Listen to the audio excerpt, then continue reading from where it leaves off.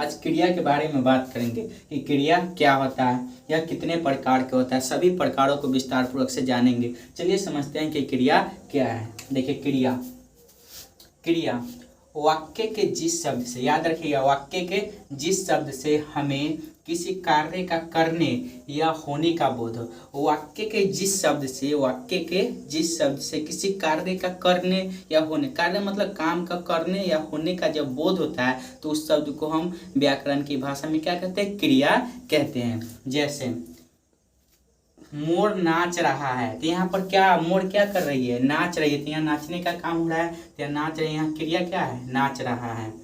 लड़का पत्र लिखता है, लड़का पत्र लिखता है, तो यहाँ पर कौन सा क्रिया को लिख रहा है, लिखने का काम यहाँ पर हो रही है।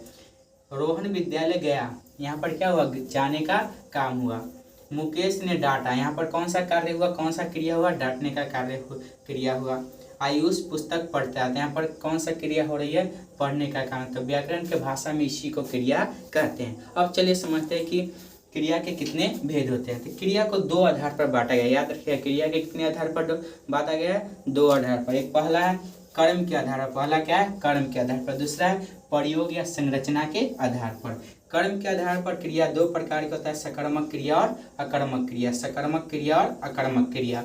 प्रयोग के आधार पर क्रिया 6 प्रकार के होता है, सामान्य क्रिया, संयुक्त क्रिया, नाम धातु क्रिया, प्रेरणार्थक क्रिया, पूर्वकालिक क्रिया, कृदंत क्रिया। अब सभी प्रकारों को विस्तार पूर्वक से जानेंगे। इस वीडियो में कर्म के आधार पर क्रिया कितने प्रकार के होते हैं वह जानेंगे। अगले वीडियो में प्रयोग और संरचना के आधार पर क्रिया कितने प्रकार के होते हैं और सभी प्रकारों को विस्तार पूर्वक से जानेंगे। चलिए जानते हैं कि सकर्मक क्रिया क्या।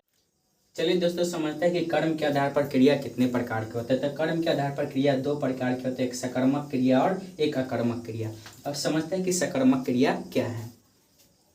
सकर्मक क्रिया जिन क्रियाओं के कार्य का फल, जिन क्रियाओं का कार्य का फल कर्ता को छोड़कर कर्म पर पड़ता है। जिन क्रियाओं का कार्य का फल, जिन क्रियाओं का कार्य का फल कर्ता को छोड़कर कर्म पर पड़ता है तो उसे सकर्मक क्रिया कहते हैं। जिन क्रिया का फल कर्ता पर नहीं पड़ता है, कर्म पर पड़ता है, तो ऐसे क्रिया को सकर्मक क्रिया कहा जाता है। या दूसरे तरीका से भी बोल सकते हैं, जिस क्रिया के साथ कर्म रहती है, जिस क्रिया के साथ कर्म रहती है तो उसे सकर्मक क्रिया कहते हैं। जैसे आयुष पुस्तक पढ़ रहा है, हम आपसे पूछेंगे आयुष क्या पढ़ रहा है, पुस्तक, तो पुस्तक क्या हो गया, कर्म हो गया।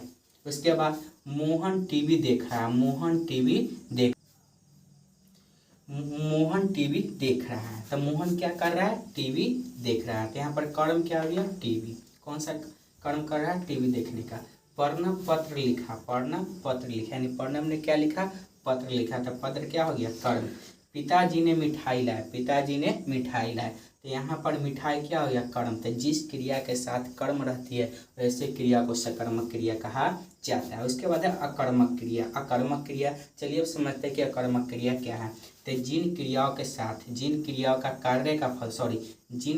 का कार्य का फल कर्ता पर पड़ता है, जिन क्रियाओं का कार्य का फल कर्म पर नहीं पड़ता है, अब इस पर किस में पड़ता है, कर्ता पर, तो ऐसे क्रिया को अकर्मक क्रिया कहा जाता है। याद रखिएगा, जिन क्रियाओं का कार्य का फल कर्ता पर पड़ता है तो उसे अकर्मक क्रिया कहते हैं। या दूसरे तरीका से भी बोल सकते हैं, जिन क्रियाओं का कर्म नहीं होता है, जिन क्रियाओं के साथ कोई कर्म नहीं होता है तो ऐसे क्रिया को अकर्मक क्रिया कहा जाता है। जैसे रमेश सो रहा है, कहेंगे सो रहा है, क्या सो रहा है, कोई जवाब नहीं है तो इसमें कर्म नहीं है, तो इसको हम क्या बोलेंगे, अकर्मक क्रिया।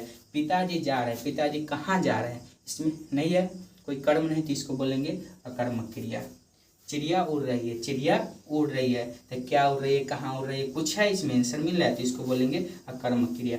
मोहन हंस रहा है, क्यों हंस रहा है, क्या हंस रहा है, आंसर नहीं मिली तो इसमें कर्म नहीं थी, इसको क्या बोलेंगे, अकर्मक क्रिया। तो आज जाने थे कि कर्म के आधार पर क्रिया दो प्रकार का होता है, सकर्मक क्रिया और अकर्मक क्रिया। अगले वीडियो में जानेंगे प्रयोग और संरचना के आधार पर क्रिया कितने प्रकार के होते हैं और कौन कौन, विस्तार पूर्वक से चर्चा करेंगे। धन्यवाद।